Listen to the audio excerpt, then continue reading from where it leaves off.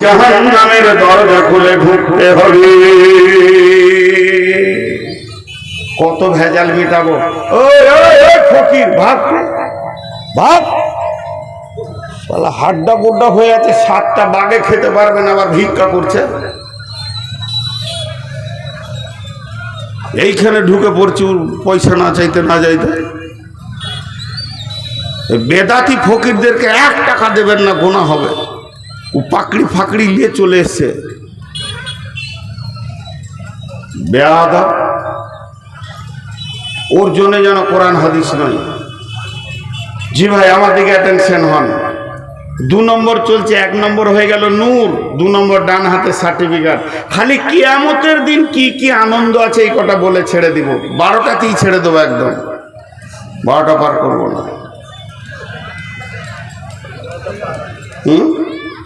12টাতেই ছেড়ে দেবো। আফসোস তো, ডান হাতে সার্টিফিকেট তো হলো একটা নিয়ামত। আমি দোয়া দিচ্ছি, জোরে আমিন বলবেন। এই আল্লাহ, তুমি আমাদেরকে কিয়ামতের ময়দানে ডান হাতে সার্টিফিকেট নসিব করিও।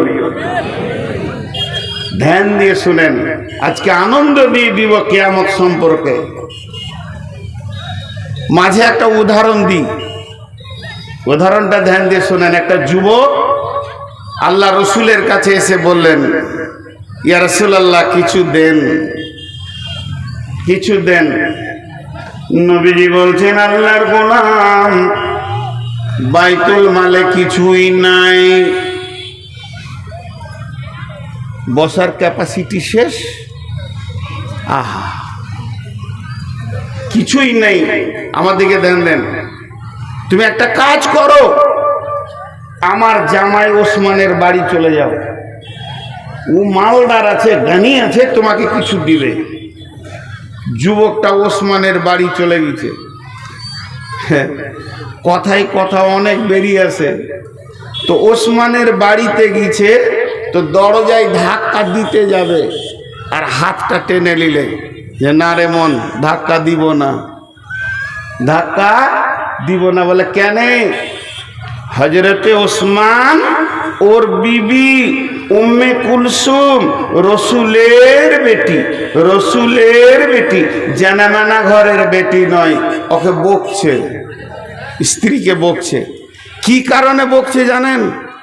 বলছে মোটা বুদ্ধি, মেয়ে মানুষ, তোকে হুঁশ নাই, 2টা প্রদীপ জেলে দিয়েছিস, ওই যে চেরাক চেরাক আগেকার যুগের, হ্যাঁ, কুপি 2টা জেলেছে, ওই লেগে বকছে। তোকে হুঁশ আছে? একটা আলোতে ঘরে যথেষ্ট, 2টাকে জেলে বসে আছে। আচ্ছা, ওই লোক দান করবে? বলেন, ওই লোক দান করবে? যার ঘরে 2টো চেরাক জ্বললে বিবিকে বকে, আবার বিবিটা জানামানা ঘরের বেটি লয়, রসুলের বেটি, ও দান করবে? ওই লোক ই তো আর হাত লাগালে না, হাত টেনে নিলে। মামলা খারাপ, এখন কিছু চাহা যাবে না। ফিরে গেলেন রসুলের কাছে। রসুল বলছে, দেখি তোমার চাদরটা ওসমান কি দিয়েছে? বলছে, হুজুর, মামলা বড় খারাপ, আপনার বেটিকে হুঙ্কার মারছে, 2টো চেরাক, 2টা প্রদীপ জ্বেলেছে, 2টা বাতি জ্বেলেছে এর জন্যে। ও দান করবে, ওই ভয়ে আমি পালিয়ে এসেছি। এবার নবীজি বলছেন, যাও, এটা আমার হয়ে গেল, হুকুম হয়ে গেল, রসুলের হুকুম। যদি না যাই তাহলে বড় রসুল অপমান হবে। এদিকে রসুলের হুকুম, সামনে ওসমানের হুঙ্কার, লেচারা মধ্যখানে পড়ে গেছে। আমি কোন দিকে যাই? দেখলো রসুলের হুকুমটা রাখি। আস্তে আস্তে ওসমানের দরজায় গেল। যখনই ধাক্কা দিয়েছে, হযরতে ওসমান ভিতর থেকে বলছে, বন্ধু কে? আমি আসছি, তুমি দাঁড়াও। যে দরজাটা খুলেছে, সঙ্গে সঙ্গে যুবকটি বলছে, ও ওসমান গনি, রসুলের জামাই, আমি আসিনি, আমাকে রসুল পাঠিয়েছেন। এটা বলার মানে যেন হুঙ্কারটা কম হয়। শ্বশুরের নাম দিয়ে বলছে, বলছে নবীজি কেন পাঠিয়েছেন তুমি বলো।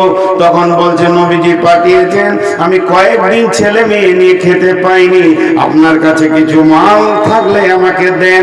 হযরত ওসমান টুক টুকরি করে মাল নিয়েছে, একবার দিলেন, দুইবার দিলেন, তিনবার দিলেন, বাস বাস বাস বাস হয়ে গেল। মালটা কোলে নিয়ে বলছেন, হযরত ওসমান গনি, ও রাসূলের জামাই, আমার দিলের ভিতরে একটা সওয়াল পয়দা হয়েছে, একটা আমার প্রশ্ন এসে গেছে, প্রশ্নের উত্তরটা দিলে বড় খুশি হতাম। বলে, তোমার আবার কি প্রশ্ন? বলে, হ্যাঁ, এটা আপনার কাছেই জানতে হবে। মালটা আমি এক চান্সে পাইনি, আমি দ্বিতীয় চান্সে পেয়েছি। হযরত ওসমান বলেন, ও আল্লাহর গোলাম,